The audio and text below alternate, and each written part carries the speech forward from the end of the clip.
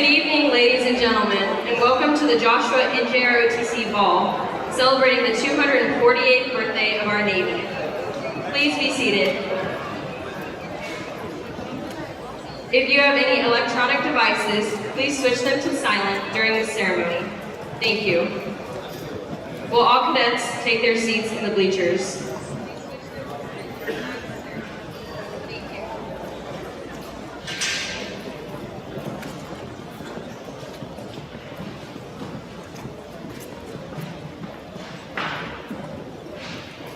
The USS Jack H. Lucas has sailed into Port Tampa Bay. It just arrived a couple hours ago. The U.S. Navy will commission the new warship on Saturday. It's named after a private from World War II who was awarded the Medal of Honor for shielding 3 Marines from grenades during the Battle of Iwo Jima.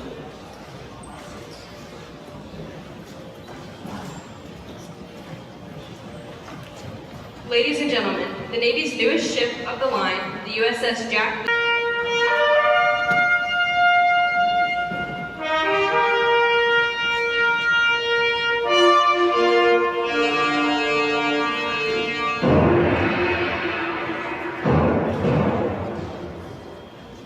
My father died when I was 11 years old, and I became kind of a tough kid after that time. My mother couldn't handle me, sent me off to military school.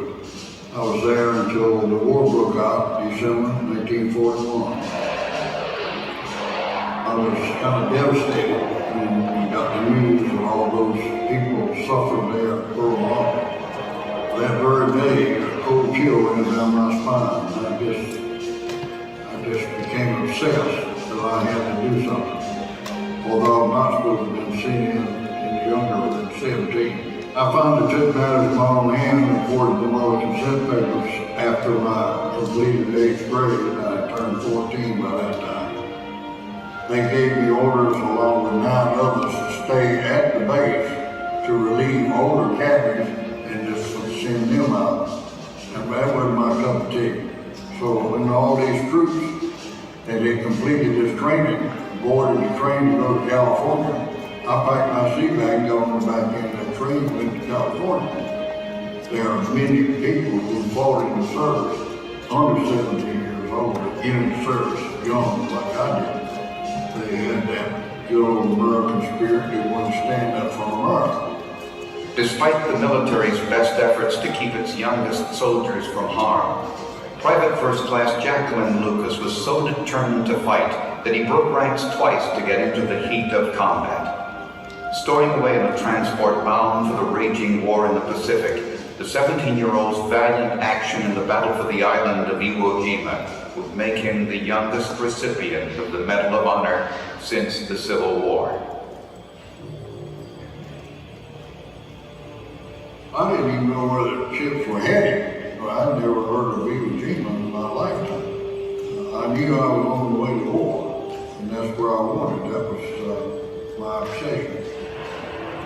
Thank goodness I didn't have to go in the first place, but when we went in, it was all hell broke loose about artillery, just turning people up. And it was just a continuation for 90 days, the rest of that night. We lost 5,320 men in the first 2 days of that battle. It was up by the first airfield where my action took place the second day. We had knocked out this pillbox, and this 4-man fire team that I was attached to, we ran down into one of these trenches to take cover from all this direct fire that's coming our way. And when we did, the group leader that I was with, he jumps over the other trench and immediately jumps back, because he had jumped on the back of some Jap. He stood up, he came back in our trench, quick. Well, all hell broke loose, and we opened fire on the Japanese. I opened fire, I shot 2. The second shot, my rifle, of all things, my rifle jammed. When I reached down to unjam my rifle, I saw 2 grenades. How long had it been down there? I didn't know. 2 seconds. If my rifle had not jammed, and would have probably wounded all of us, not killed us, but wounded us. And then those Japs we were supposed to would be killing in front of us would have finished us off. So I hollered grenades and dove for the grenades to cover with my body. Only one went off. The one tore me up pretty bad. Finally, another outfit moved up, saw me, and I kept moving the finger on my left hand to indicate, let somebody know I was still alive. Then they came in and got me. They started running with me and take me back away from the immediate action. I was finally discharged about the first part of September. Of course, I had to go home to see my girlfriend and get some lip sugar. But Mr. Truman called me and interrupted my plans there. President Truman decorates a group of 14 Marine and Navy men for heroism above and beyond the call of duty. 17-year-old Private Lucas, who enlisted at 14, threw himself on an exploding grenade to save his fellow men. Walked up and saluted. The president said, I really have this medal to be president of the United States. And I said, sir, I'll swap you. And he just laughed. Then a couple of days later, he takes us to New York. And we have parade down Fifth Avenue. I was getting so much attention from the girls. And these women would run out and try to kiss me. And New York women just treated me so nice. I had a ball for the next couple of days. I really enjoyed that. I wasn't even cognizant about medals when I was in the military. I never thought about it. That wasn't my thing to go to war for some medal. It was to fight for my country. I don't feel like I'm some big hero or anything like that. The real heroes are the ones who had to give their all, their life. They are the truest heroes in my book.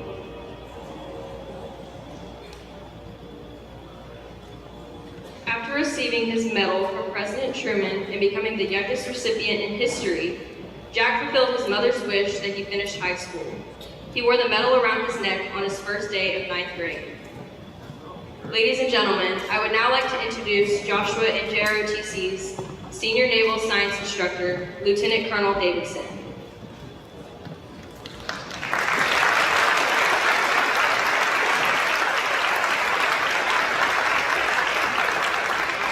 Happy birthday! We're supposed to say happy birthday! All right, this is going to be a good one, but there's a couple birthdays going on because not only is the United States Navy 248 years old, but this unit turned 30 this year, and that is going to be the theme of our program this evening. So, if you are an alumni, could I please ask you to stand? If you are an alumni of Joshua NJROTC, would you please stand?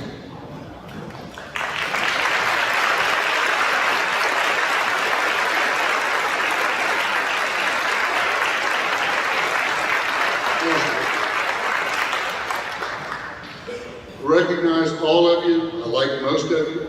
I got to tell you guys, go ahead and sit down. I got to tell you guys a story. What would the program be if I didn't bore you guys with the story real quick? But I got to tell you this one. I've got a former cadet sitting right back over there. His name is Denard Obama. And when I got here, I took this job. I got back from Iraq in March. I took this job in June. So I was a little raw. And then I come in and I take over a JROTC program. I really had no baseline. I didn't know what to expect. And so I had a young man. He was 15. He was a sophomore. The only 15-year-old I knew that could grow a stash. He had a very interesting way of raising his hand in class. I'm not going to ask him to duplicate it right now. But he had a binder. And on that binder, he had pictures of Che Guevara, Fidel Castro, Marx, Lenin. And so I told him, no, you're not wearing that. You're not going to carry that where you're wearing my uniform. No. Well, he blew me out. So I said, okay, well then you're going to have to write me an essay and explain to me why it is that you admire those men enough to decorate your boulder building. So 2 or 3 days later, I get this immaculately written, typed, single-spaced essay on all of the merits of communism. And I read it and I think, holy mackerel. And I gave up a career on the rise to come in here to teach a bunch of little communists. And I'm like, anybody, I'm already thinking I've made a serious mistake by coming here. So I'm home with my parents, and I show this essay to my dad. And he reads it, and he says, so? I said, so he's a communist. And he goes, yeah, but he's clearly got a brain. He goes, son, you can get a kid in your program with an IQ of 80 that's Mr. Red, White, and Blue. You're never going to make anything out of it. You influence this one and you're going to have something special. And I got to tell you, Dr. Obando is incredibly special. And man, am I glad I listened to my dad. So, Mr. Obando, why don't you stand up and take a bow?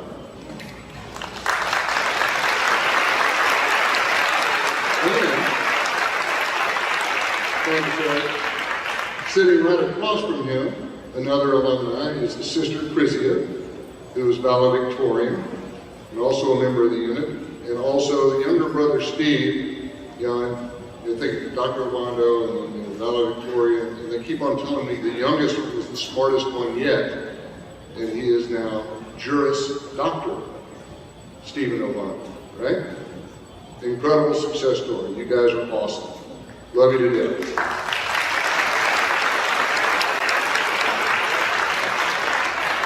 Well, over the summer, the Marine Corps managed to get 5 recruits out of this one school. One of them is a young man that you see on the picture behind me. Some of you know the story. His name is Ashton Bonnie. I served with his grandfather over 30 years ago. 30 years ago this month, October of 1993, his grandfather saved my life. And then one day in class, I'm telling the story about his grandfather, and his hand goes up, and he goes, hey, I know this story. That's my grandfather. That's how I found out he was in my program. And couldn't be more proud. Where are you? You're sitting at, Mr. Bonnie? Right over here. Thank you, sir. We got several Marines over. Please have a seat.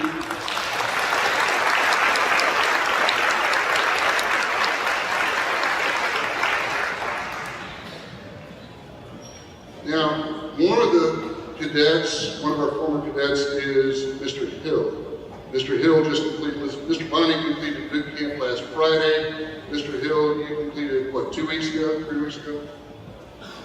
Well, Mr. Hill was a member of our drill team, and I gotta know, Mr. Hill, do you still got it? Would you guys like to see whether or not Mr. Hill still got it or not?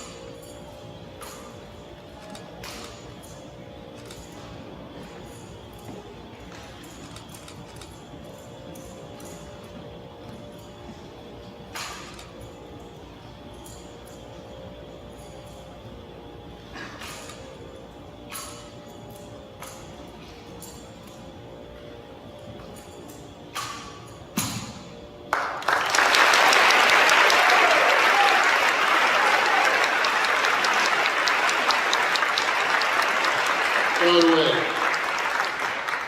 Marines, boot camp's good, but Master Chief Linville did that.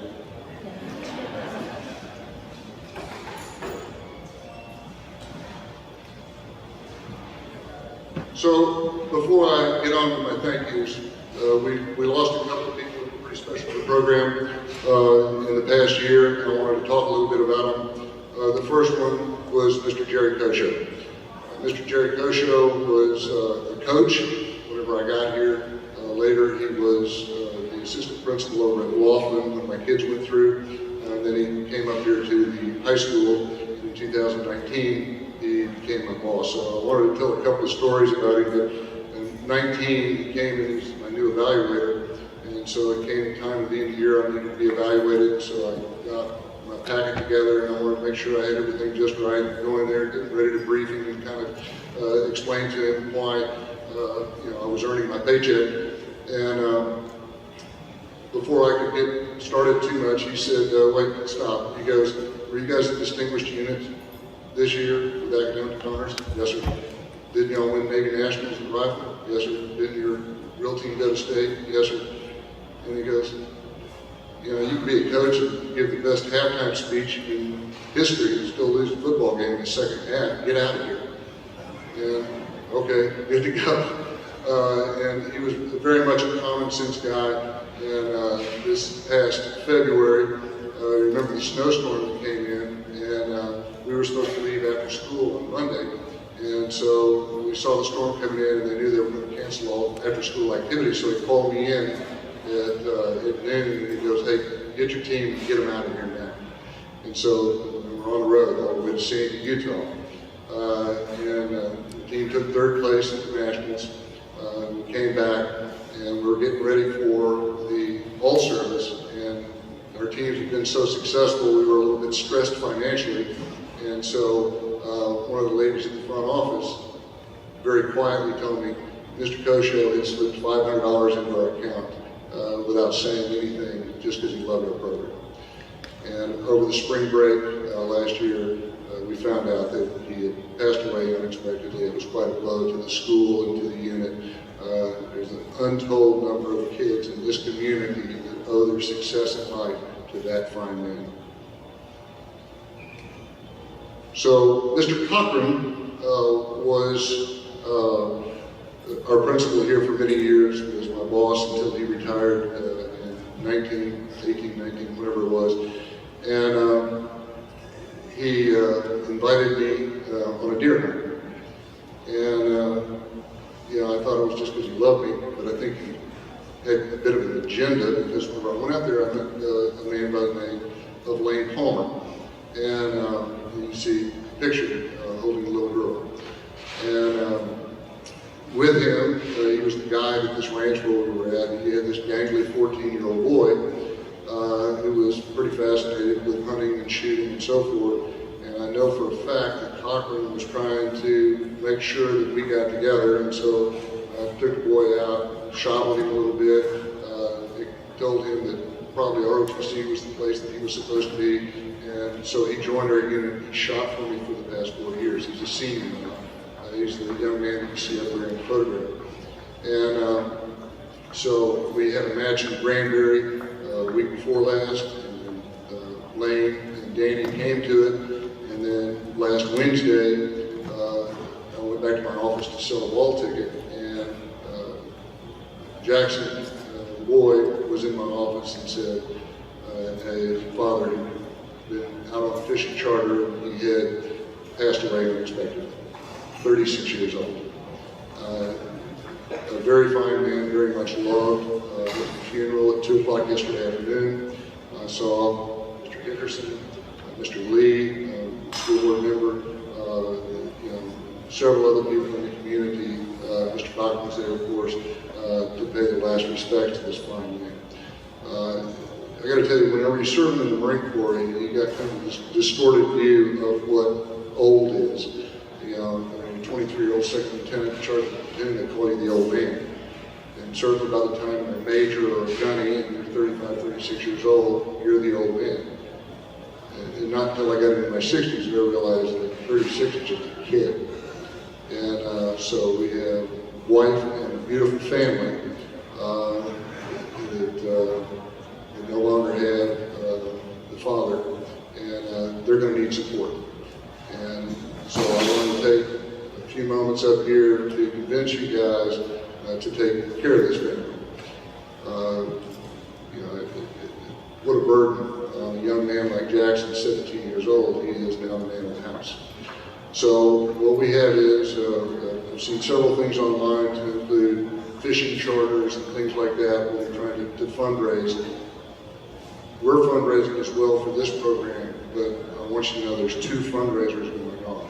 You want to support the program, fine. If you would like to support this family, look for the table out front that has that picture on it, and the ladies will take care of it.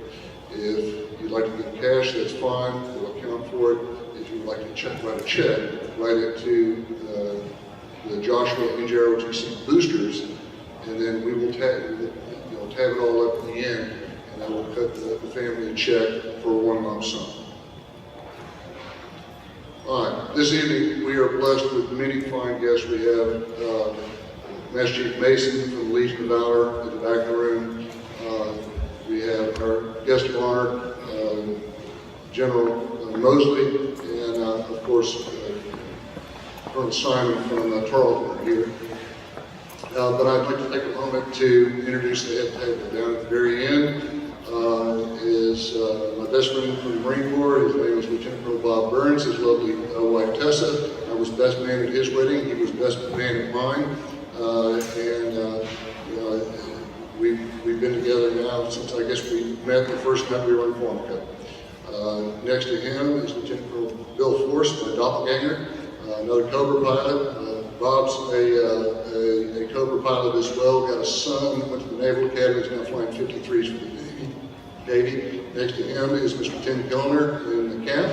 Mr. Kilner was the top scoring sniper from Iraq. Next to him is Lieutenant Colonel Mrs. Singleton. Lieutenant Colonel Singleton was flying Jolly Greens out of Laos in November of 1965 whenever he was shot down. He spent 8 years, almost 8 years, 7.5 years as a resident of the Illinois Hilton. Got back, met his 7-year-old son for the very first time, went back to seminary, became chaplain. And we're extremely honored to have him this evening. Next to him is Colonel Simon. Colonel Simon is the Commandant of the Corps Cadets at Tarleton. Some really good news that we have from him is we had a meeting at the beginning of the year and we're trying to partner with Tarleton so that our seniors in this high school program will receive college credit for the course that they get here. And we're very honored to have you here as well, sir. Over to my right, we have Guzzi, Mrs. Mason, Mr. Hickerson and his lovely wife. Mr. Hickerson, I can't tell you how much I appreciate you allowing us to continue this tradition now that you're the superintendent. Next to him, Mr. Galbraith. Next to him, Mrs. Neal and her husband. Mr. Cox, the assistant superintendent, his wife. And if you'll please stand up, Mr. the Legend, Master Chief Johnny McElroy. Master Chief, stand up.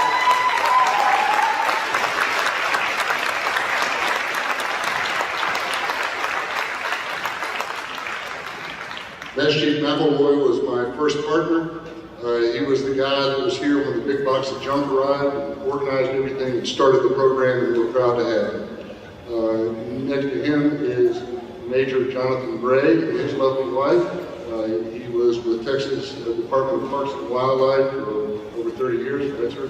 And he has donated a fishing charter.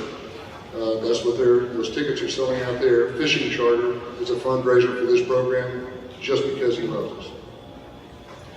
Now, my thank yous, and I know I've already gone too long, obviously to our leadership. I'm going to tell you, it couldn't be a worse leadership characteristic than to take credit for other people's work. And so I want to give full credit to our administrators that have allowed us, and the school board that have allowed us to continue running this program, the Education Foundation that has given generously and allowed us to get first grade training for our cadets, our principals who have been unbelievably patient with us as we pull kids in and out of class and go on trips and things like that, to the custodial staff, facilities and maintenance, technology, the teachers, parents, and students. We couldn't have done it without you. The parents were here all weekend. I was working with Mrs. Lindsay on the programs until late Sunday evening. Parents were here on Monday. They were here late last night, setting the decorations up. Thank you. course, there are all the other programs that are participating in the ball. Mr. Wilson, Ms. Hamilton, who run our choir, a magnificent choir. You know, they have a competition scheduled as well, but they took time out to learn music for this event. Same thing with Mr. Smoot, who's a former member of the Marine Corps Band. Same thing, taking time out of his competition set schedule to support this event. Ms. Harris from Culinary Arts, who made the cake and cupcakes that you guys are going to enjoy tonight. Ms. Barnett, whose dance team is going to perform for you tonight. Ms. Brown, her history kids are going to perform. Mr. Garrett, if you look in front of our distinguished guest up here, you have some boxes with mementos in them. Those were produced by Mr. Garrett and his construction kids. Mr. King has his robotics team with his 3D printer, made the key fobs and so forth for the alumni that were coming in, those special gifts. Ms. Cooey, her cheerleaders, we've added them in this year. And of course, Coach Bjarman, where you guys are, and there at the end. And we have figured out a way to add in athletics to this year's event. And then, of course, all the ladies at the front office, the ones that keep us out of trouble, remember all of the details that I forget, and so forth. Ms. Schnell, Ms. Linville, and Ms. Elroy. And then, of course, the big guy, Master Chief Linville, that helps train all of these cadets. And, of course, our sponsors. No bucks, no buck Rogers. That's just the way it works. You know, we can't travel, we can't go to all these places. Everything's getting more expensive. A gallon of gas is more expensive, and we use a lot of it. We'll travel 14 to 16,000 miles every year going to competitions with these kids. And hotels and gas are expensive, so thank you so much for contributing. And of course, we already mentioned, if during the intermission you'd like to go out and get a chance for a first-rate fishing trip with Major Gray, we'd love to put your name in the hat, and we will announce a winner this evening. So my boosters, I don't know how to thank you guys enough. And you're decorating, I mean, and I get paid, and you know, in some cases I was yelling at their kids right in front of them, and they still just work. It was absolutely awesome. Thank you for everything that you did to prepare for this evening. We really appreciate it. Folks, I'm going to get the bell now. Adjutant, post.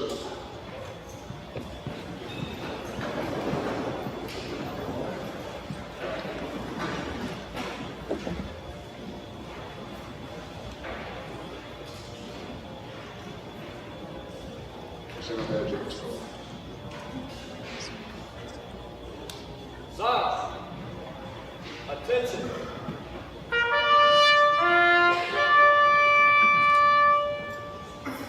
Silence. Adjutant's call.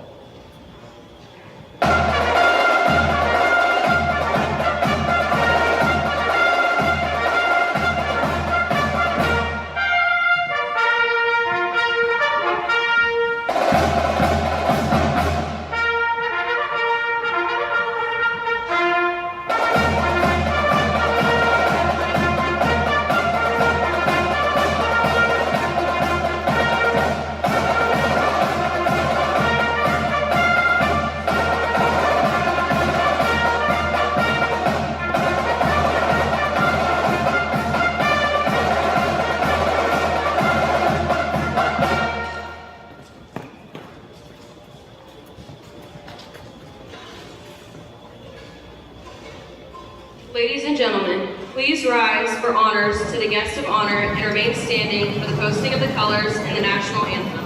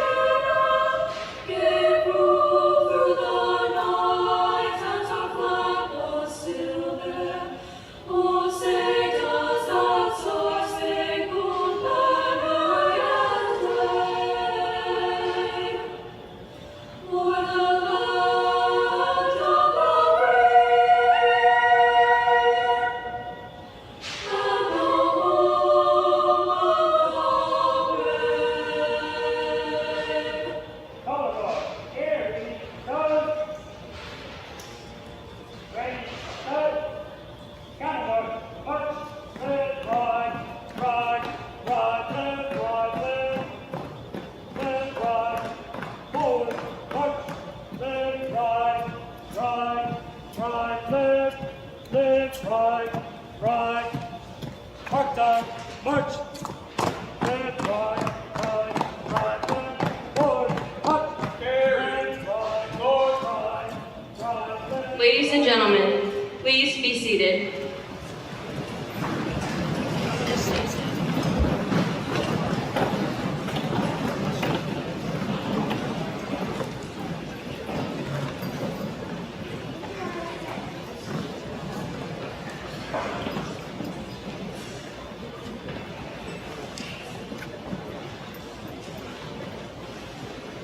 Ladies and gentlemen, the Legion of Valor is an organization comprised of our most venerated heroes. You can find a history of their organization in your program. Our unit is honored to have a member of the Legion of Valor present tonight, Master Chief John Mason. The citation of this American hero can be found in your programs. The Legion of Valor was an award to recognize youth achievement. Master Chief Mason will now come forward to make the presentation to the Legion's Bronze Cross of Achievement to Joshua High School's Cadet Command Master Chief, Cadet Rylan Aguzzi. Forward, rest.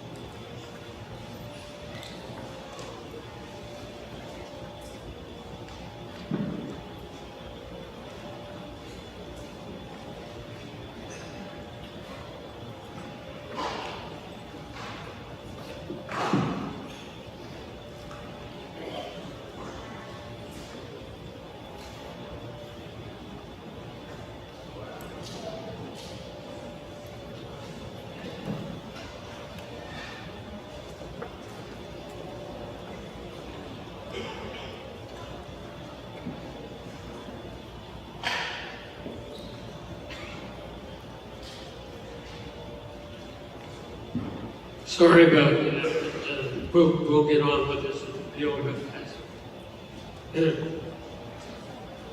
As a past national commander of the Legion of Valor and San Antonio's commander, it is my honor and privilege to be here with you all today. As you can see, the history of our prestigious organization is outlined in your program. And I'd like to tell you about the history of the Legion of Valor Bronze Cross and the unique privilege of receiving this award. In 1957, the Legion of Valor created the Bronze Cross for achievement to be awarded to selected individuals from any of the service ROTC or JROTC who have demonstrated superior academic achievement, military leadership, and community involvement. Because of the rigid standards and thorough screening employed by the Legion, only a few cadets receive Bronze Crosses. And these crosses are given annually. This year, there were only 48 national awarded to ROTC or JROTC cadets. Now, just think of this. Today's awardee is one of only 48 cadets from across the nation to receive a Bronze Cross. So at this time, I'm indeed delighted to present the Bronze Cross to your unit Command Master Chief, Alan Guzzi, for his outstanding achievement in Joshua's High School's Navy JROTC program. His credentials in the Bronze Cross qualifications are all of the above. Legion of Valor is proud of you, and I know your Naval Science instructor staff and the entire unit are as well.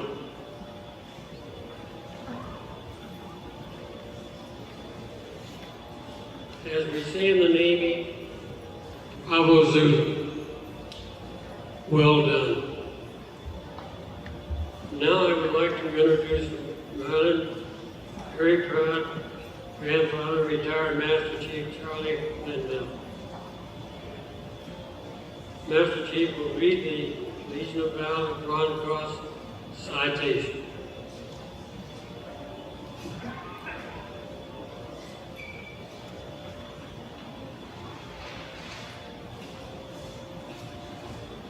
Legion of Valor of the United States of America, to all who shall see these presents, greetings. This is to certify that Ryland Guzzi has been awarded the Legion of Valor Bronze Cross for outstanding academic achievement in the Reserve Officer Training Corps program. Given under my hand in the city of Washington this 3rd day of October, 2023, Lieutenant Colonel Richard D. White, United States Army.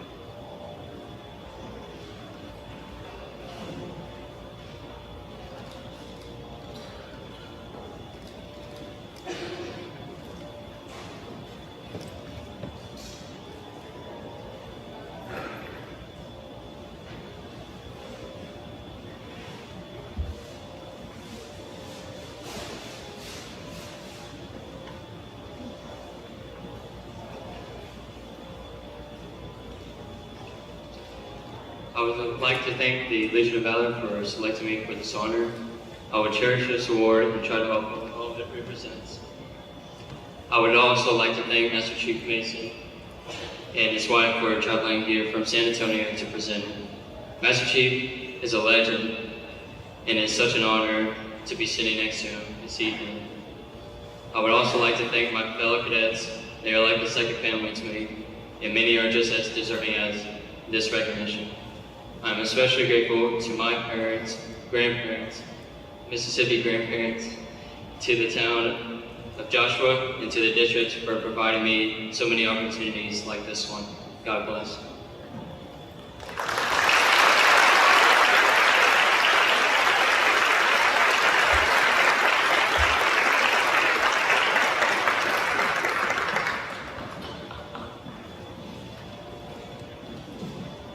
Ladies and gentlemen, my name is Courtney Womack, and I am the Cadet Commanding Officer. Though we are here to celebrate the Navy's birthday, we would like to begin by honoring all veterans present with us this evening. Veterans, please rise when your service song is played.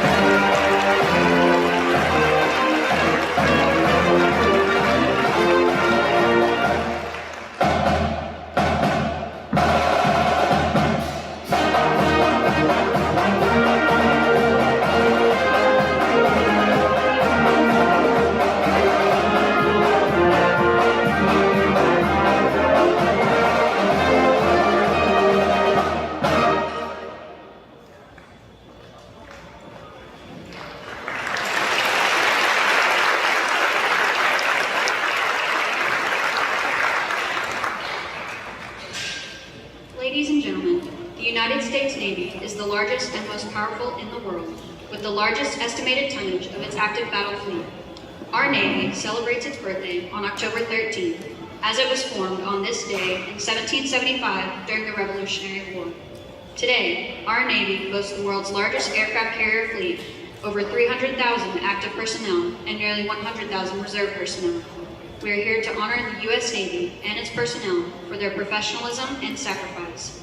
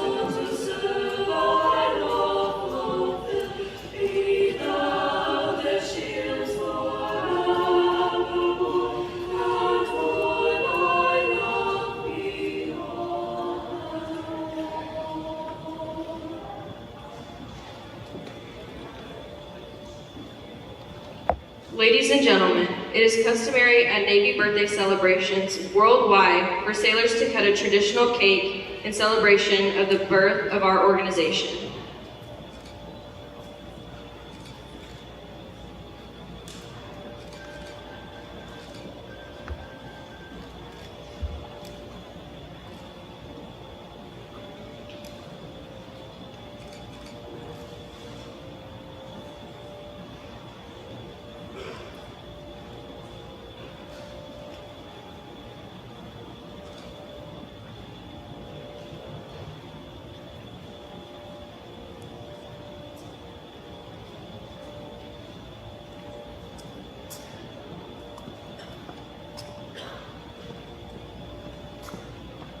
The first piece is given to the guest of honor, General Moseley.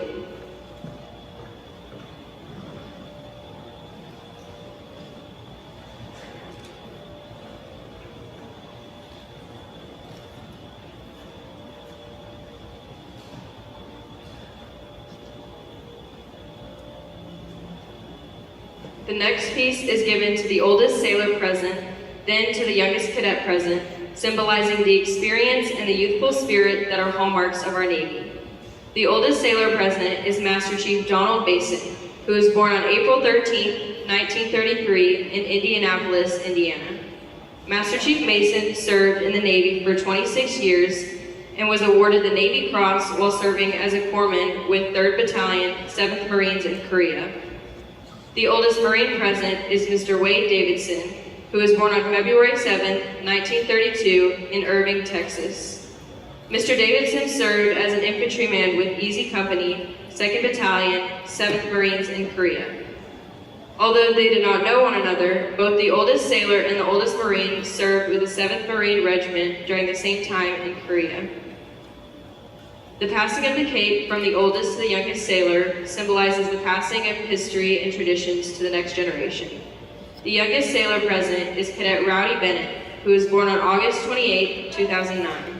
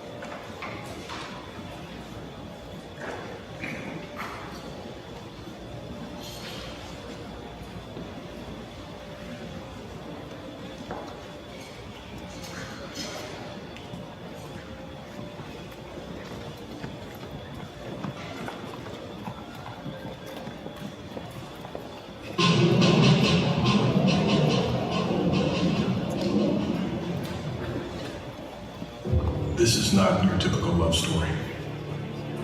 Picture a skeleton of a man, alone. A skeleton with bits of ragged skin and muscle and a heart that somehow won't stop beating. Captain Lance P. Saijan, ejected from his fighter jet over Laos, November 1967. 46 days and nights with no food, crawling along inch by inch, trying to pull himself home out of hell. A shattered hand, cracked in half, fingers folded back and tied down with filthy strips of what used to be this airman's flight suit. One leg busted with a double compound fracture and the bone snapped off sharp. Dragging himself along the jungle floor, the flesh rubbed off, his body scraping over the limestone and tree roots. As he passes in and out of consciousness, he tries to measure time by the length of his beard and his matted hair. Like I said, this is not your typical love story. Lance P. Saijan was unrecognizable. He was 80 pounds and close to death, but he was a million miles away from giving up. He'd been a 220-pound football player at the Air Force Academy. He was a pilot. He was a leader.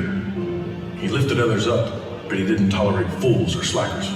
He loved art, and he sang the lead in the high school musical The King and I. He was a good-looking guy and drove a sweet Corvette. He was a Boy Scout. He was a son. And he was a brother. He was ejected from his aircraft after an ordnance explosion over Laos. 46 days. He waved off a rescue because he didn't want to risk getting anyone else hurt. On Christmas morning, 1967, barely alive, he was captured by the Viet Cong and taken to an interrogation camp. Emaciated, hardly breathing, he still managed to overpower a guard and escape, but was recaptured and tortured for 9 days. The other American prisoners could hear his screams. Saijan gave up nothing. The reason Lance had room for pain was because he made no room for hate. Make no mistake, Lance Saijan had no love in his heart for his captors. He threatened to break their necks even when he was too weak to swallow food or lift his head. He believed in freedom. He believed in his fellow airmen. There's a difference between faith and hope. Hope is something you cling to. Faith is something strong as nails you can carry into battle. Faith is believing with all you've got. Lance never gave up believing they would escape. His love of country and of his airmen was immeasurable and unbroken right up to the end. He died January 22nd, 1968. He received the Medal of Honor for evading capture, for heroism above and beyond the call of duty, for living the code of conduct to his last breath. A man's character is revealed in the actions he takes when he knows no one is watching. A man's soul is revealed in the actions he takes when he knows no one is coming. Don't think of this as a horror story of survival that you can't imagine. Think of the things we all shared with Lance Saijan, the things we fight for. If he could do what he did, airmen, you can do whatever is in front of you. You are never alone, because Lance P. Saijan left us a legacy of love and leadership. Love of country leads to duty. Love of your fellow airmen leads to loyalty. Love of freedom leads you onward. Love of family leads you home. Aim high, airmen.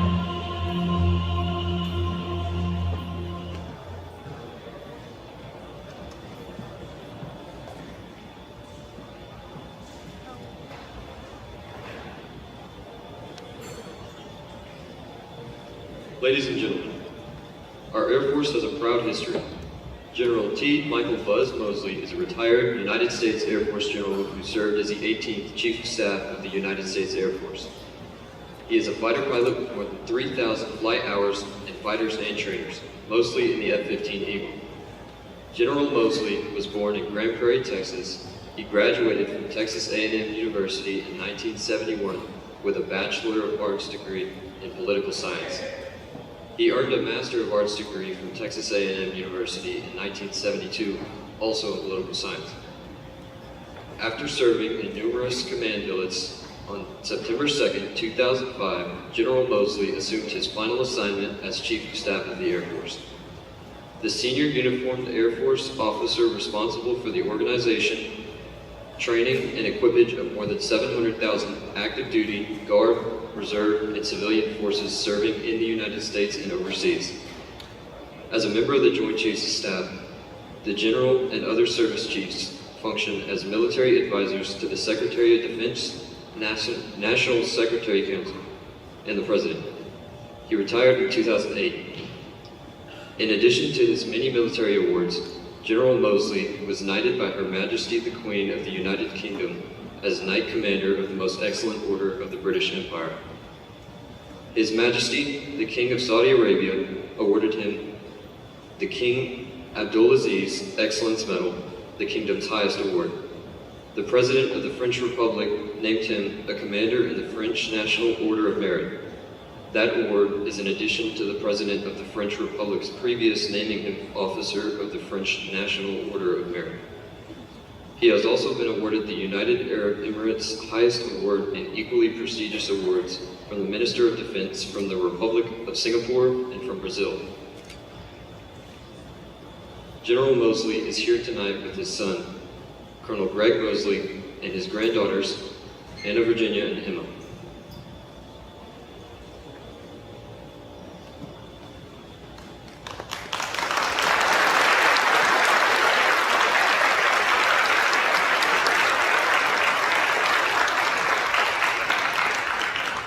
First off, thanks for that warm introduction. And for the organizers, thank you for the invitation for joining you guys tonight.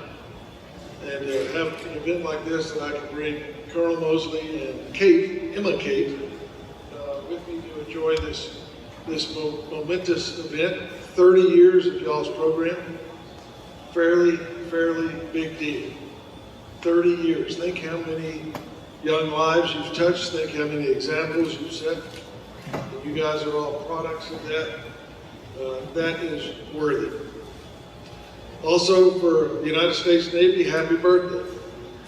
248 years doesn't seem like a long time in the course of events, but imagine our Navy from wooden ships and sail to nuclear submarines and a nuclear carrier, two carrier battle groups tonight deployed forward in defense of the values that we hold in our way of life.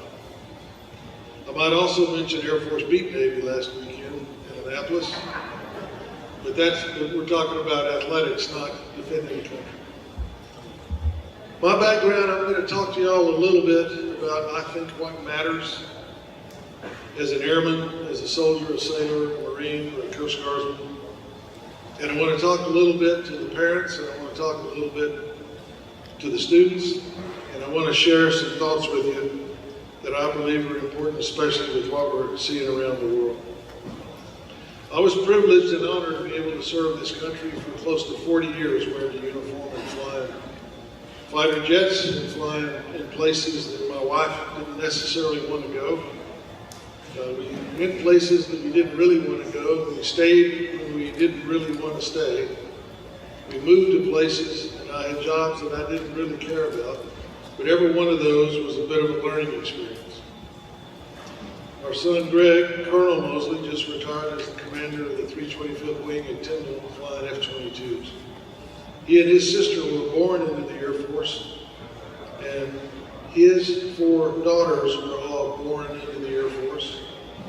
His wife, Heather, was in the Air Force for 4 assignments to include a combat tour. My daughter, born into the Air Force, her husband, Air Force, fighter pilot. So it's kind of in the family business. We're all either born into this or we've lived with it for decades in defense of this country, flying jet fighters, and again, in places all over the world. So my world began in Grand Prairie, Texas. I was born at Methodist Hospital in Dallas. My mother and dad were in Grand Prairie, so I came home to Grand Prairie. I mean, it was a great place to grow up, just like Joshua, just like Big Spring, where our children were born, just like Arlington, or just like Aledo, where our granddaughters were going to school. And so I was lucky to grow up in a place just like all of you did. And I had dreams and I had aspirations of things I wanted to do. My parents said when I was about 4, I boldly declared that I was going to fly jet fighters. I don't remember that because I don't remember much about being 4 years old. But she said that I told them at dinner one night I was going to fly fighters. She never tried to talk me out of it. I started taking flying lessons when I was 14. I didn't tell her. She found out somehow because mothers always know. And she said, if you just be safe, things will be okay. I had a couple of backups. I figured if I couldn't fly airplanes, I would be a professional bull rider. But I had an unfortunate episode with a big Brahman bull down in Mansfield, and that kind of soured me on riding bulls for the rest of my life. I also thought I'd be a NASCAR driver, but my dad caught me racing my 57 Chevrolet and took it away from me, so I couldn't mature myself into a driver. I actually thought about being a country western singer, but since I can play no instrument and I cannot sing, that probably went out the window. So I figured if I can't ride bulls, if I can't race cars, or if I can't sing country music, I might as well fly fighters. And that's kind of how I ended up in the flying fighter business. But I would offer you a thought. Everybody in this room has dreams. Everybody in this room has dreams and aspirations and thoughts of things they would like to do. Everyone's dreams sometimes take work. Everyone's dreams sometimes takes a right turn or a left turn. But everybody you deal with, for the students, for you and for all of your classmates and for everybody that you will meet along the way in life, just remember, everybody has aspirations. Everybody has dreams. Everybody is worth treating each other with dignity and respect. And in the pursuit of your dreams, please remember that courtesy and civility are always required, and respect for others. We live in a world that sometimes seems a little out of whack. We live in a world where some of our leaders don't appear to understand that civility and respect really are essential in life. I would also offer, for those of you that are thinking through what you want to do for the students, there are so many opportunities out there. There are so many things that are exciting. There are so many things that can hold your interest and create enjoyment and joy for the rest of your life. So explore all of that. For the students, be curious. Always be curious. Always want to know why things are happening and how they happen. Be critical, but don't be cynical, but be critical. Ask questions, explore your options, and explore your options as to what it takes. When my bull riding and NASCAR and country music career flopped, I then focused on what it was going to take to fly fighters, and I understood I was going to have to do a certain number of things, and I was going to have to be good at a certain number of things, and so I focused on that. I went to Texas A&M. I was in the Corps, which was in the 60s and early 70s. It was a lot like being in prison, I won't lie to you. But to go through that and to go through the Junior ROTC program that you're doing now and the things that you will experience in the near future, every bit of this is a leadership laboratory. Every bit of this is an opportunity to learn, to experiment, to make mistakes, to fail, to reorient yourself. Every one of these activities that you're going through now is an opportunity to learn leadership. And believe me, this country needs leaders right now. I would also ask you to watch the world. Watch the world and try to understand why things are happening. The tragedy that we're seeing in the state of Israel right now, and the absolute tragedy of what's happening to the citizens of the state of Israel. What's happening right now in the Ukraine, and the citizens of Ukraine. Try to think through, why is that happening? What are the factors involved in that? What does that mean? If you're a member of the Junior ROTC, if you're going to go into the American military, it's good to understand those things. It's good to understand why things are happening and how does the American military fit. I'll tell you another story. I was in the Pentagon that morning, September 2001, when an American airliner flew into the side of the building and blew up, killed a few people in the building. It was a terrible morning. It was a beautiful morning outside, crystal clear, lovely day. I don't remember hearing the music, but there wasn't a lot of music when the airplane hit the side of the building. But then a lot of things happened in the United States in the next few days. There was a sense of collective bonding. There was a sense of oneness that took over this country in that early September time period. In a few days, I deployed forward to command forces in Afghanistan, in Iraq, in Yemen, the Horn of Africa. I left my wife in Bowling Air Force Base. I called and talked to my son and daughter and said, I'll be back at some point. I left and I was gone for about 2.5 years. I got to see my wife one of the years for about 3 or 4 days and another of the years for about 6 or 7 days. But it was an absolute honor and a privilege to command U.S. forces, the air and space side of U.S. forces for U.S. Central Command. But that day kind of emboldened inside of me the notion of we have to do this better to avoid that. I don't know what it was like being a senior officer on 7 December 1941 in Pearl Harbor, but I know what it was like to be on the parade deck outside the Pentagon and watch the Pentagon burn. It was not a good feeling. It was a feeling of outrage. It was a feeling of helplessness, and it was a feeling of, on my watch, this will not happen again. So I deployed forward to lead combat activities for Afghanistan and Iraq. But those experiences and the things that we were seeing today also take us to a place where we have to be very aware and we have to be able to deal with each other in a very civil manner. We have to understand that the United States is that shining city on the hill, and there are people out there that do not like us. There are people out there that are envious of us. I mean, look at this setting. Joshua High School, lady basketball star pictures on the wall, a wonderful junior ROTC event. We're comfortable, we're about to eat dinner, and I also realize that I'm the only thing standing between you all and supper. But this is why we're so blessed. This is why, as an American, we are so, so blessed. And we take an oath to defend this country. We take an oath to defend the Constitution of the United States against all enemies, foreign and domestic.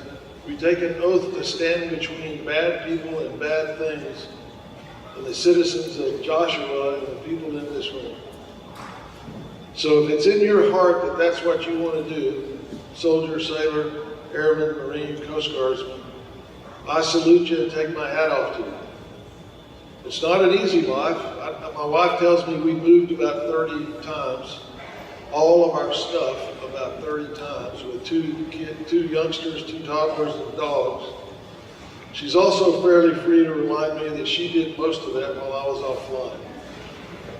I give her full credit. I give her full credit for raising 2 wonderful kids and 4 wonderful granddaughters. But I was off flying because that was kind of what I had to do. So let me kind of come to the end here, since, again, I know I'm between all of us and dinner.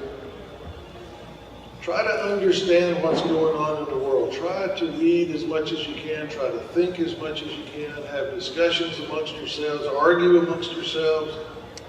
But be civil about it. Always, always, always be cognizant of, you have to be courteous. You have to have respect. And be civil.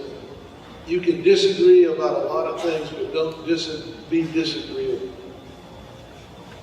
Read things, discuss things, ask questions. Also, in this world of TikTok and FaceTime and telephones that are more than telephones, seek out person-to-person contact, seek out conversations, seek out friends, seek out opportunities to talk to humans. I'm not going to say which of my two granddaughters have done this, but it's been obvious to me that sometimes they text each other across the room. Now, wouldn't it be easier just to put the phone down and talk? I mean, I know I'm from an earlier era where there were gasoline-powered piston engines with carburetors, but I think instead of texting each other across the room, it might be better just to talk. So I would ask you, reach those person-to-person contacts, reach those opportunities, whether it's in your church, whether it's in your school, in your community. Reach out to people. Always look to be a friend. Always look to be a helper. Always look to be able to give back to your community, to give back to your church, to your community, your school. Your family, your faith, your friends are all important. And time goes by very quickly, which means you need to grasp your faith in your family and your friends. So let me close by saying, in my case, 40 years of flying airplanes and having a son that flew airplanes for about 30 years and a son-in-law that's flown fighters for about 30 years and a family that grew up, was born, all four of them were born in Air Force hospitals. All four of them have grown up in the Air Force. I wouldn't do it any different. To serve this country and wear the uniform of this country is a privilege. It's an honor, but it's also a privilege. And I'm going to tell you, it doesn't matter whether it's a U.S. Army uniform, a U.S. Marine Corps uniform, U.S. Navy uniform, Air Force, or Coast Guard.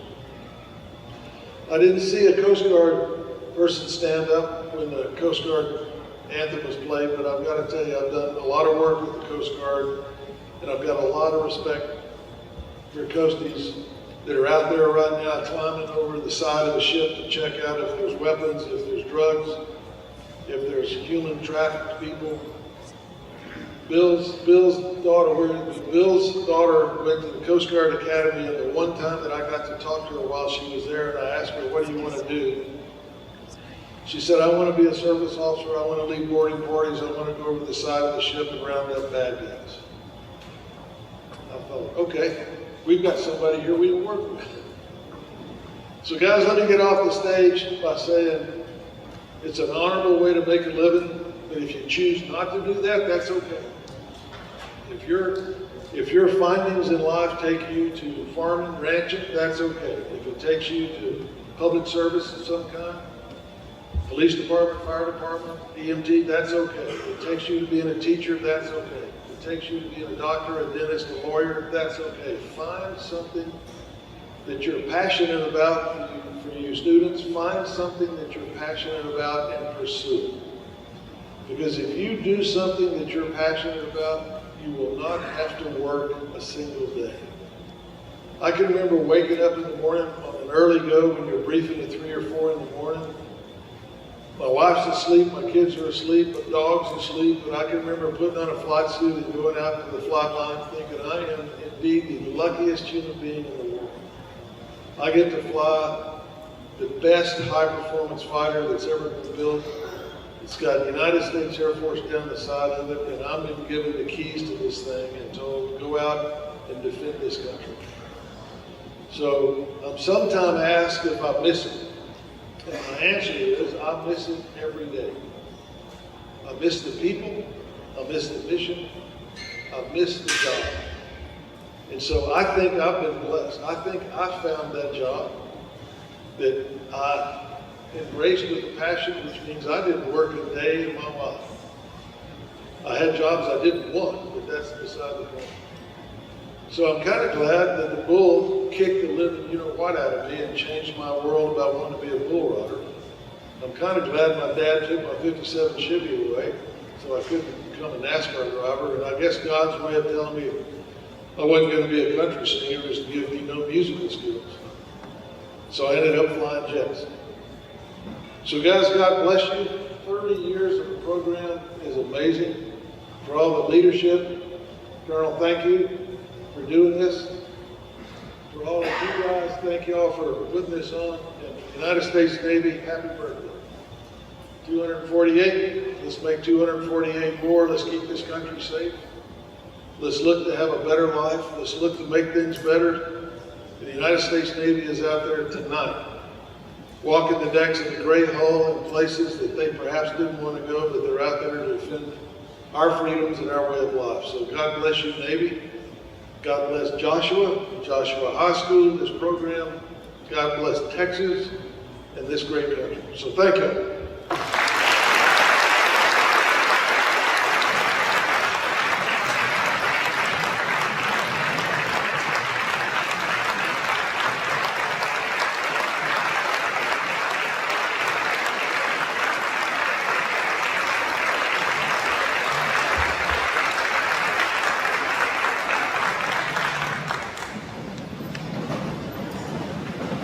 Thank you, General Moseley. On your table, you and our other very special guests will find mementos of our appreciation. These mementos were produced here at Joshua High School by Mr. Garrett and his construction students. We would like to point out that the commemorative key fobs with the Star Owl logo were produced by Mr. King and his robotics students on their 3D printer. Ladies and gentlemen, Pastor Russ Weaver is with us here this evening to help us give thanks.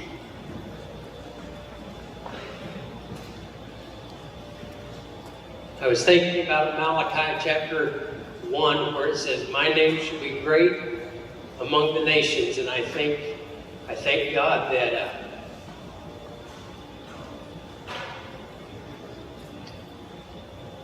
you allow me to pray and to invite His help.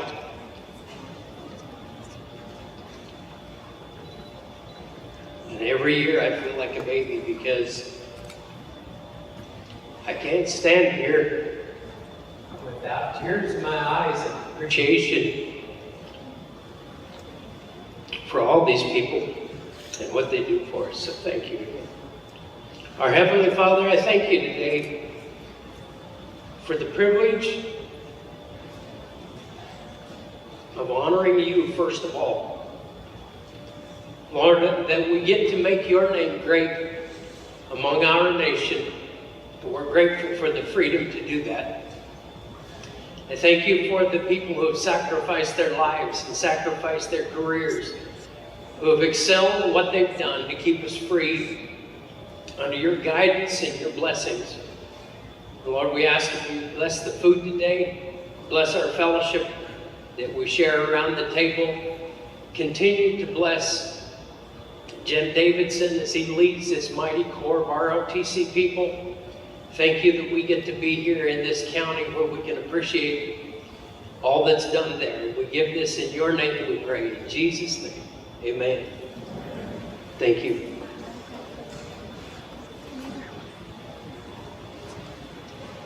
Thank you, Pastor Weaver.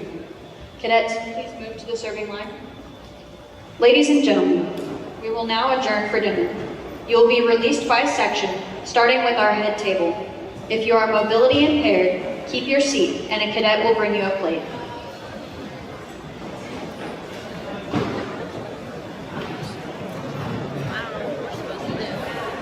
I think they're gonna play something up there.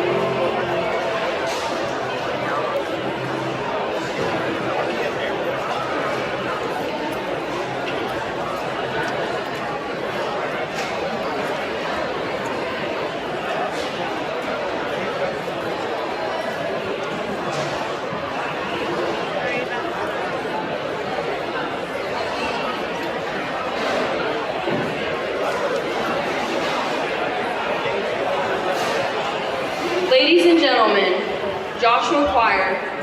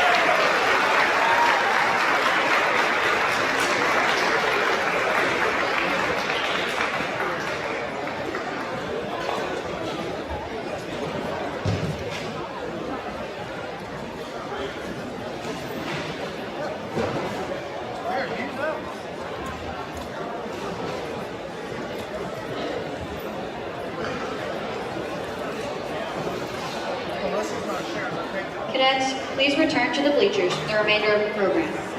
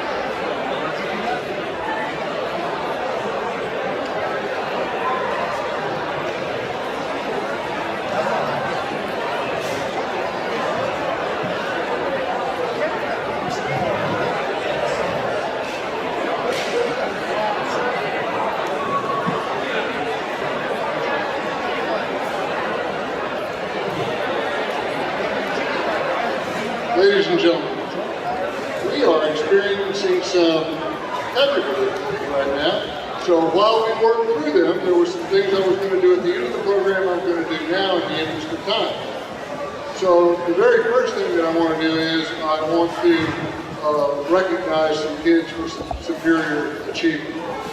For those of you that are familiar with the shooting sports, the civilian marksmanship program is the preeminent shooting organization that tracks the kids in competitions and so forth. And the highest award that they give is the Junior Distinguished Gold. And we have one of our young marksmen just made Junior Distinguished Gold. I received it in the mail a few days ago, and we're going to present it this evening.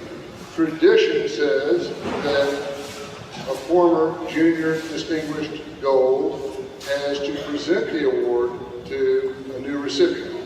So the only Junior Distinguished Gold I see in here, where's John White at? There he is. Come on up, John.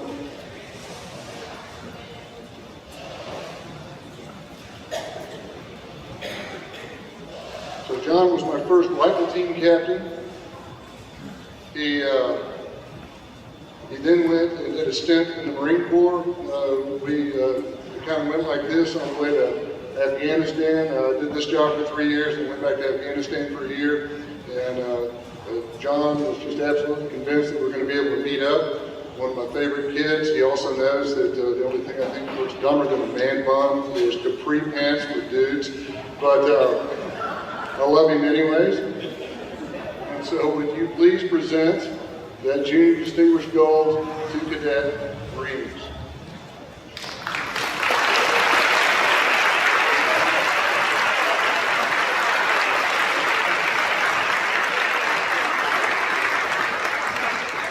See there, when you get out of the Marine Corps, you can just let it all go. Turned into quite the fashionista. Your girlfriend arrested you. Okay. I'm going to have to talk to her.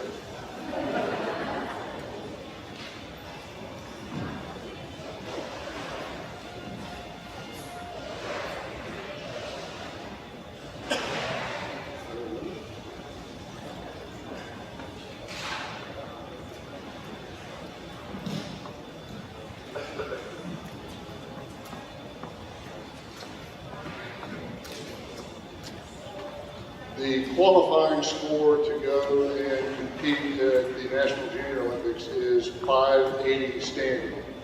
The last 3 matches that she has been in, minimum score is 580, which is quite high. It's an automatic qualification. In her last 3 competitions, she shot 590, a 588, and a 586. So I think we're going to be following her to Colorado Springs.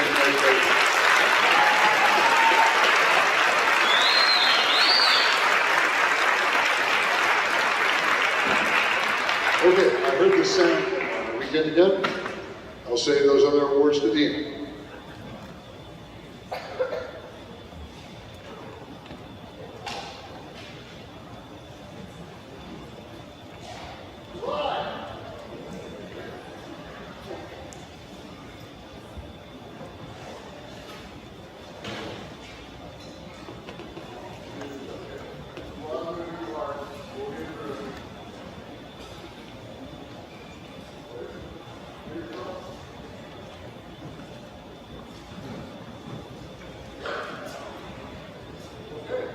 Then we have some more awards that we're going to give out.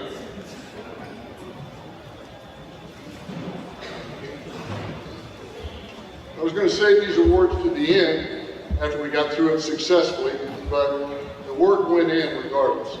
And so the 3 cadets that I would like to recognize are the commanding officer, the executive officer, and my IT, Mr. Farson, who's got to come down out of those bleachers like an 8.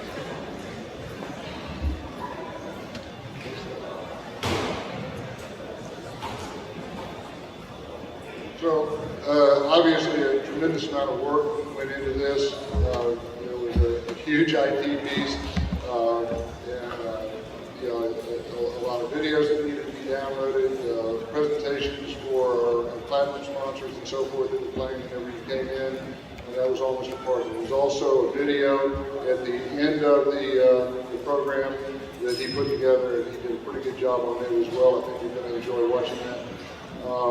Our executive officer, can't tell you how many hours he put in preparation for this. He was here on Sunday, he was here on Monday, he was here till about 8 o'clock last night. Work. And then of course, you know, credit always has to go to the top. So our commanding officer all did a great job. So we have an award. The way you say good job in the Navy is Bravo Zulu.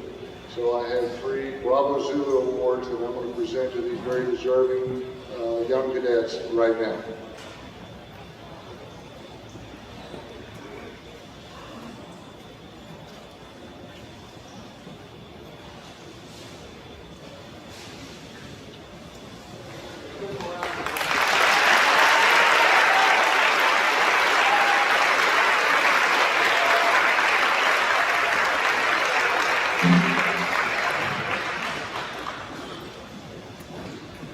Crawl back up into your perch. All right, what we can do is, to be productive, we still have raffle tickets that we can sell. If you would like to go out and get raffle tickets while we work out this bug. We have donations that you can make, and of course, the all-important restroom call right over here. Obviously, don't go that way. It smells like the gym. Go that way. The restrooms over there, they've been cleaned up. They're presentable. And so we're going to take about a 5-minute break so that we can get our act together up here with the technology piece, and then we'll start right up again. Thank you.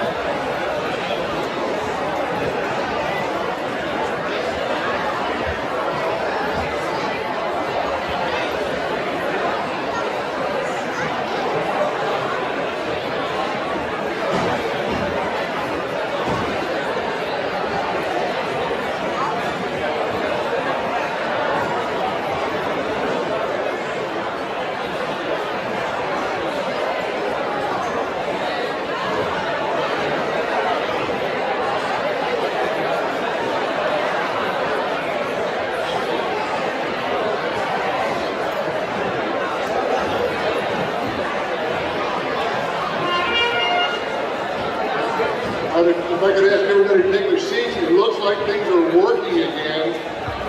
If we wait 5 minutes, they might not.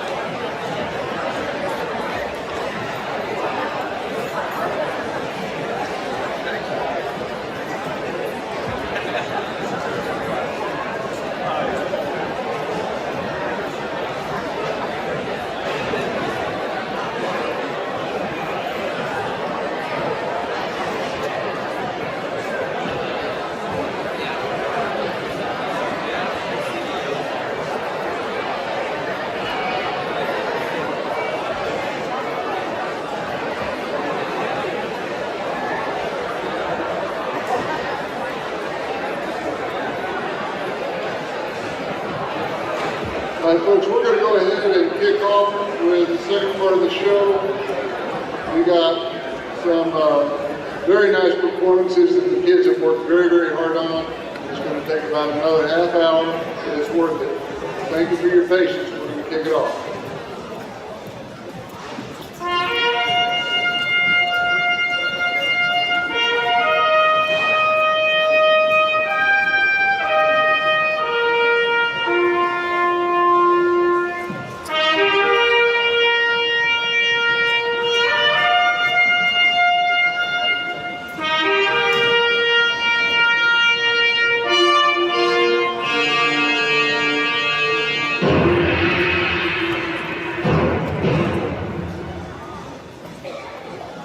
Born in South Dakota, family moved around a lot.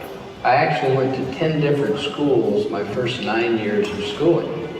When I came out of high school, ROTC was mandatory. You had no option. In fact, when I got to college, heard that ROTC was mandatory, I thought that was communism. They could not force me to wear that silly uniform and march every Wednesday and do all those things. But they could. And they did, and it was probably the best thing that ever happened to me. Patrick Brady volunteered for Vietnam right out of flight school in January of 1964. His work there was exclusively helicopter ambulance evacuation, known in the battlefield as dust-off. The missions that we flew were the most dangerous kind of flying, because we were required to land on the battlefield, but also very effective. You had a better chance of survival if you were wounded in the jungles of Vietnam than if you were in a car crash, simply because of that dedicated resource and well-trained crew to fly those missions. Brady quickly earned a reputation as one of the most skilled evac pilots in Vietnam. His gutsy, innovative flight techniques enabled him to maneuver through conditions that turned most pilots back. It was for this reason that Brady was called upon one foggy day in 1968 to make a series of impossible rescues where others before him had failed. I flew 4 separate sets of missions that day. We went through 3 helicopters. There had been, they told me, 7 attempts to get the people out, and they were unsuccessful. And I wasn't even on duty that day. But they knew I could fly these missions, the guys in my unit. And so they called me to pick up some patients from an outpost that was under attack, deep in the stuff. So I went into that outpost and picked up those patients, and it was not a problem. Second mission, second series of missions, same thing. They had 60 or 70 patients caught in a valley under that stuff. And they had several aircraft shot down, and there had been numerous attempts to get in there. They weren't going to let me go in initially. I had to land on the fire support base and talk to the brigade commander and let me go in. He actually went to my co-pilot and said to my co-pilot, "Can he do that?" My co-pilot said, "We've been doing it. We just did it this morning." So we go into there. We flew right over the top of the enemy. But by the time he saw us, I could see him land in the mud under us. He can't do anything, because by the time he hears the helicopter and find where the heck is it, and then if he sees me, he can't see 30, 40 feet, and we're gone. So I ended up having to go back in there 4 times to get all the patients. We got them all out. When they saw us break up out of that fog, everybody on the fire support base broke out clapping. So that was half the day. The next mission was some American casualties in an area in a firefight. We went in, and we may have come in the wrong way. We may have got some bad information from the people on the ground, because as we got close to the ground, the friendly wouldn't stand up to help us load the patients, and the enemy cut loose on us. And so we took a bunch of rounds. One of the rounds came up through the floor. They told me later that it went through the controls, but we seemed to be flat. And so I went around, and then I came in a better way, and they were ready to stand up and help us load the patients. So the aircraft was damaged, and I had to get another airplane when I got back. Now in the meantime, we're flying missions, other missions in between here. There's all kinds of activity in the countryside. So we head down south, and on the way back, I'm monitoring the traffic on the radio, and I hear about some soldiers who are trapped in a minefield. And as I fly by, I see a dust-off bird from down south sitting on the ground there. And apparently, he was sitting there, and a mine went off and killed some people, and he left the area. They started screaming, we need help, dust-off, please come. And I saw where he was sitting, and I knew that where he was sitting was reasonably safe, that I could land there without setting off the mine. And so that's what I did, and we got on the ground in good shape. So then the problem is getting the patients out of the minefield, because nobody will move. The Americans on the ground are frozen in position, won't move. So I turned to my crew, a medic and a crew chief, and I said, go get them. Now these were the great heroes in that mission. They jumped out of that bird, ran through the minefield, and started carrying the patients back to my aircraft. On the last trip, as they got near the aircraft, they set off a mine. Well, it blew both of my crew chief up in the air.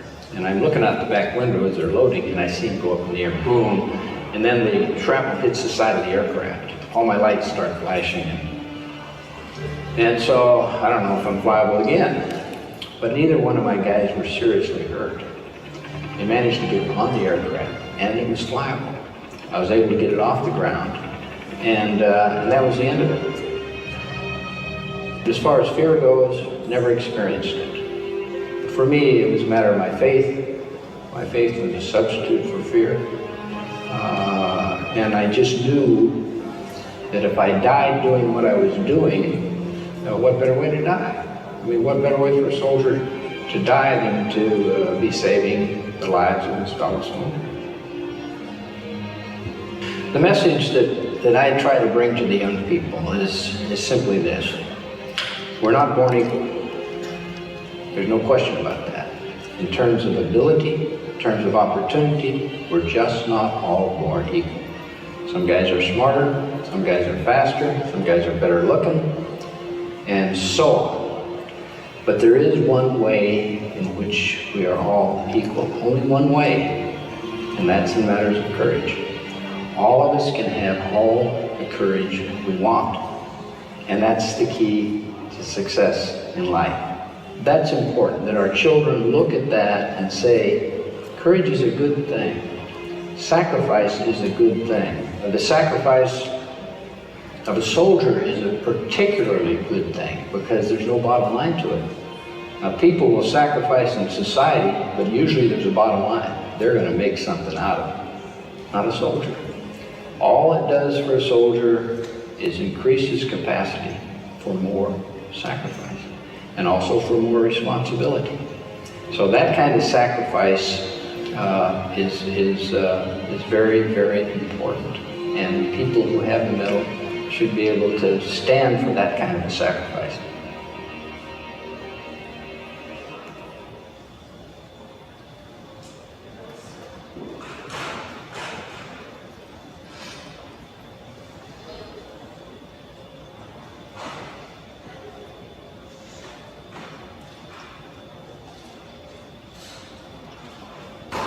$16 million men were called to serve during World War II.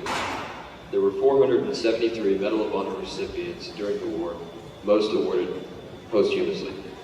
Of the 146 Medals of Honor awarded during Korea, 103 were awarded posthumously. During the 10-year conflict in Vietnam, there were only 268 Medals of Honor awarded. Today, there are only 65 living Medal of Honor recipients remaining. I and my fellow cadets had the privilege of meeting General Brady during a color guard event at Roll Call. It was an incredible honor to meet him and many other heroes in my 4 years here. I feel privileged to be a part of this program. However, Joshua NJROTC is not the only program that emphasizes teamwork, leadership, and sacrifice. Those are values that are instilled by every program in this district. So tonight, I have the pleasure of introducing my friend, Tanner Pennell, who represents Joshua Athletics.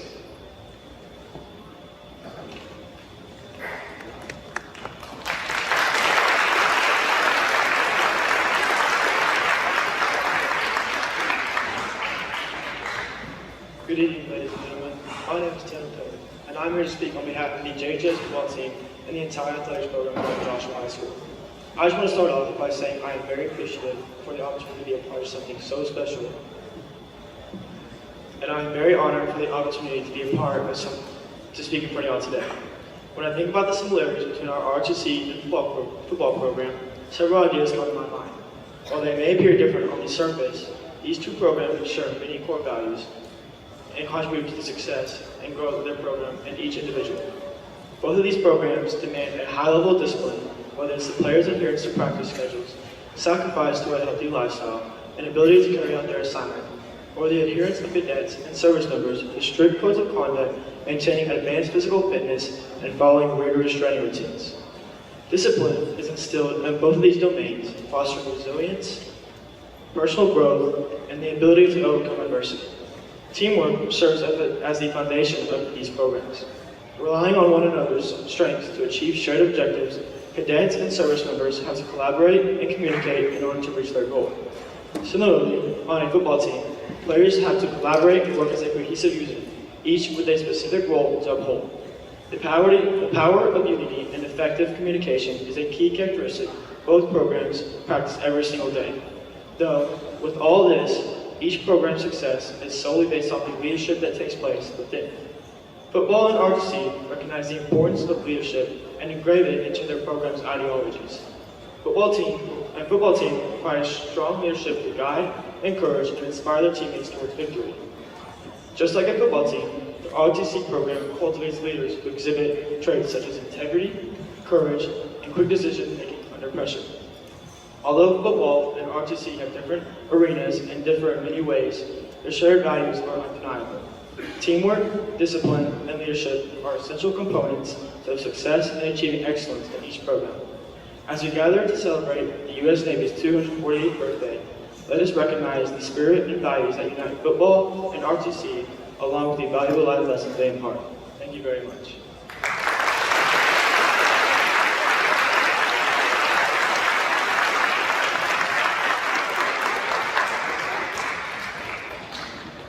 Ladies and gentlemen, Ms. Brown's History Department will now give us a rundown of the events of 1993, the year of our founding.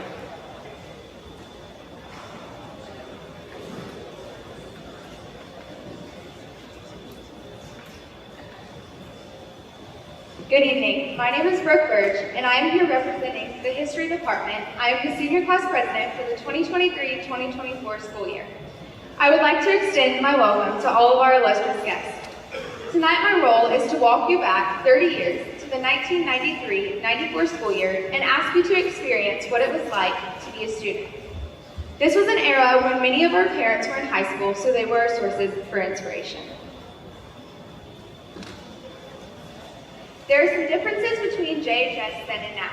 The graduating class of 1994 had 123 seniors. This year's class is nearly 3 times that number. The class of 94 was small enough to take a senior trip together to Eagle Mountain Lake. They had a bonfire at homecoming, and the varsity football team only had 27 players. The freshmen were fully on this campus and had the largest class to date of 200. Joshua may have been much smaller and more rural than today, but our students were aware of the news of the events that year, and maybe some of you remember them as well. A significant event in the fall of 1993 was the Battle of Mogadishu, also known as Black Hawk Down. It was part of an Operation Gothic Serpent. It was fought on October 3rd and 4th in 1993 in Mogadishu, Somalia, between United States troops as part of a larger United Nations peacekeeping mission, and Somalian militiamen loyal to Somalia General Mohammed Farah Adid.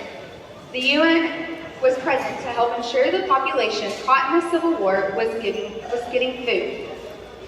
On October 3rd, 1993, U.S. Special Forces planned to seize Adid's top lieutenants during a meeting deep in the city.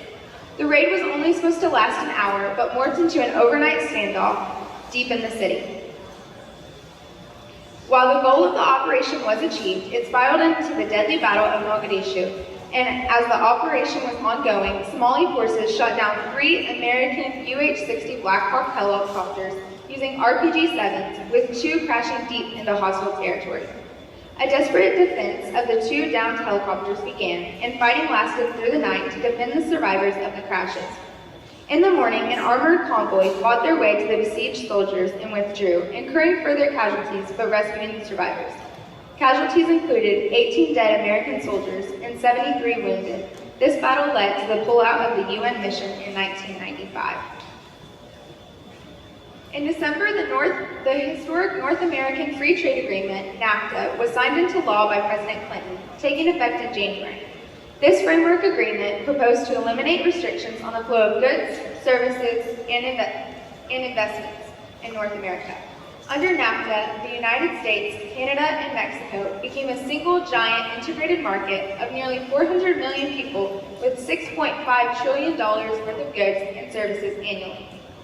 Early in January, in the lead up to the Winter Olympics, we saw figure skater Nancy Kerrigan be attacked and 3 people arrested. In the ensuing investigation, the attackers were linked to Kerrigan's competitor, Tanya Harding. JHS students were also caught saying, "How about them Cowboys?" as the Dallas Cowboys won the 2nd straight national championship against the Buffalo Bills. As we marched into the spring of 1994, convictions came down on the first Islamic extremist terrorist who had, the year before, struck the World Trade Center. The epicenter had been the parking garage beneath the World Trade Center, where a massive eruption carved out a nearly 100-foot crater, several stories deep and several more high. 6 people were killed almost instantly. Smoke and flames began filling the crater and streaming upward into the building. Those who weren't trapped were soon pouring out of the building, many panic-stricken and covered in soot. More than 1,000 people were hurt, some badly, some with crushed limbs. Ultimately, militant Islamist Sheikh Omar Abdel Rahman and 9 others were convicted of conspiracy charges, and in 1998, Ramzi Youssef, believed to have been the mastermind, was convicted of the bombing. In April, South Africa held its first interracial national election, choosing Nelson Mandela as president. Mandela had been awarded a Nobel Peace Prize for his work towards abolishing the apartheid. On May 10, 1994, Nelson Mandela, at the age of 77, was inaugurated as South Africa's first Black president. Technology also had a daily impact on the class of '94, and home technology was definitely changing. At the beginning of the decade, only 25% of kitchens had microwave ovens, but by the end, that number was nearly 100. While just 8% of households had a personal computer by the mid-1980s, during the 1990s, a growing number of families purchased them. Internet access via dial-up modems slowly gained traction during the 1990s. Entertainment options shifted in the 90s as well, with DVDs replacing VCR tapes, CDs replacing cassettes, and by 1994, 50% of Americans listened to music on CD players. When we asked our parents about entertainment, they said they went to the movies and watched TV just like us. The top grossing movie was Jurassic Park, but the other students' favorites were The Sandlot and Hocus Pocus. As far as TV was concerned, teens in the 1990s did have cable, but all of their favorite shows were still on 3 major networks. They watched Seinfeld, Full House, Home Improvement, and ER every week. They also loved to listen to rock music. Nirvana's Smells Like Teen Spirit won Song of the Year, and Smashing Pumpkins' Today was the 1994 class song, but a favorite country performer was Garth Brooks. Clothes are also one of the ways that students like to express themselves, and our parents wore some iconic 90s clothing brands that defined the era, including Tommy Hilfiger, Calvin Klein, Ralph Lauren, and Gap.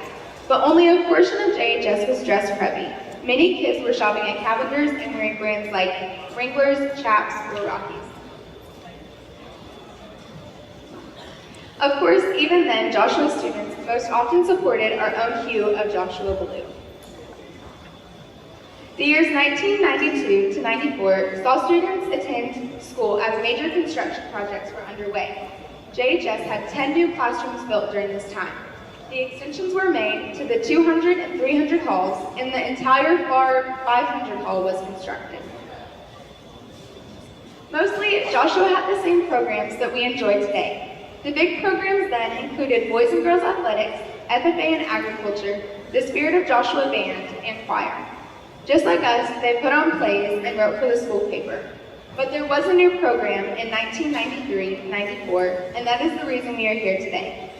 As you are well aware, this was the initial year for our Navy Junior ROTC program. From its first day, this program has had a big impact on our campus. The first year, this group had 90 cadets. Commander Eric F. Willenbrock and Master Chief John P. McClory instructed the students in discipline, self-confidence, and leadership. The cadets had a very public impact on the campus as they dressed in uniforms for inspection days and acted as the color guard for all JHS formal occasions. May 29, 1994 was a beautiful evening for graduation on our football field. The graduation speech was delivered by then Congressman Pete Green, and of course our newly minted ROTC cadets were there with the colors. We would like to give a very special thank you to Ms. Sherry Morton. Ms. Morton, our current high school teams coordinator, was a JHS student secretary in 1993-94, and she was the primary source for all things JHS. Thank you, and enjoy the rest of your evening.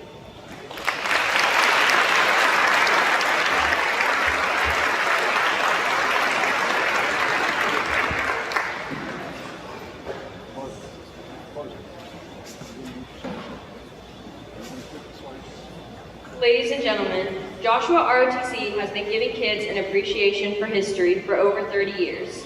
Tonight, the Joshua Band, led by Mr. Smoot, will now play a medley of 90s pop music and movie themes.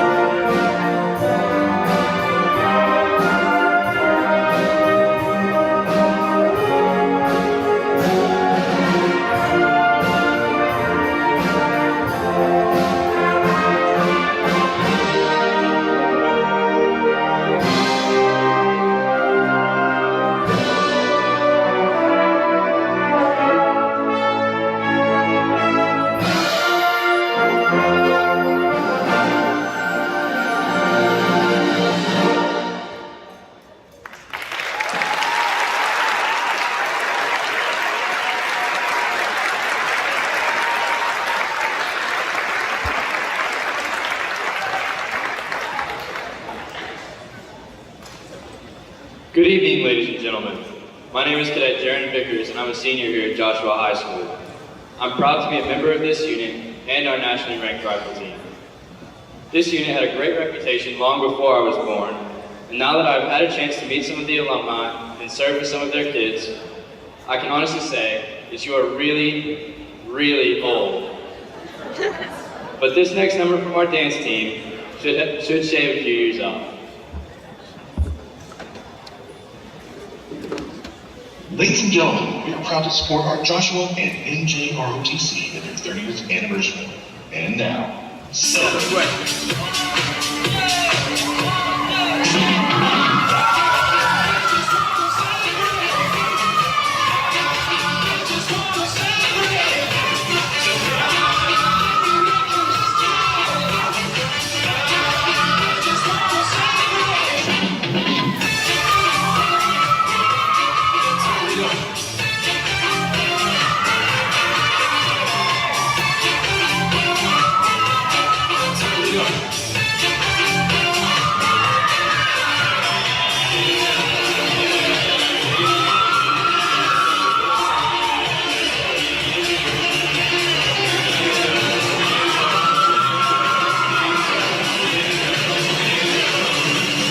What you want to do?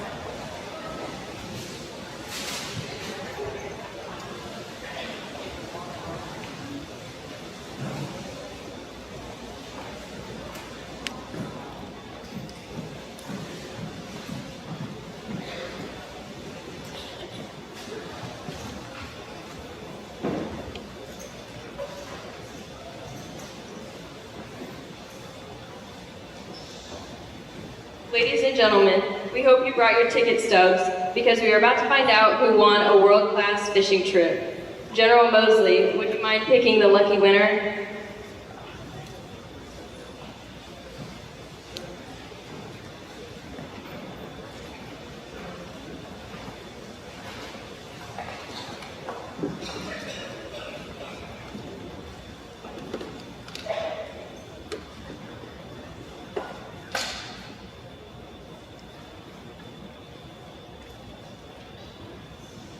And the winner is Keith Boone.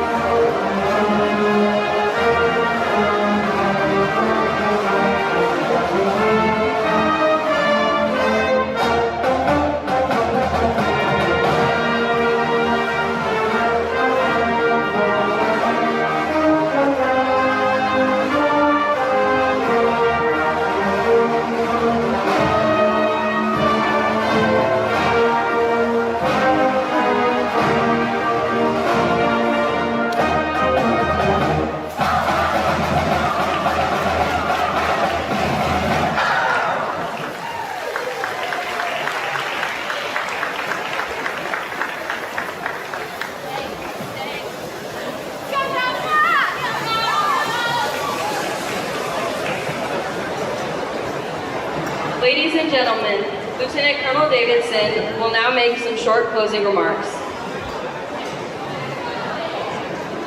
Thank you, everyone. Thank you for your patience. We went about 30 minutes long because of the technical difficulties, but we're not going to get out of here without getting wet. What we're going to do now is I am going to call the adjutant forward to escort our guest of honor to the foyer. He'll be in there for pictures and autographs, shake your hand. So, adjutant, post. Thank you, everyone. Band, choir, dance, history, 11 different programs helped out with tonight's event. We appreciate every single one of you. Good night, everyone. Always take good one.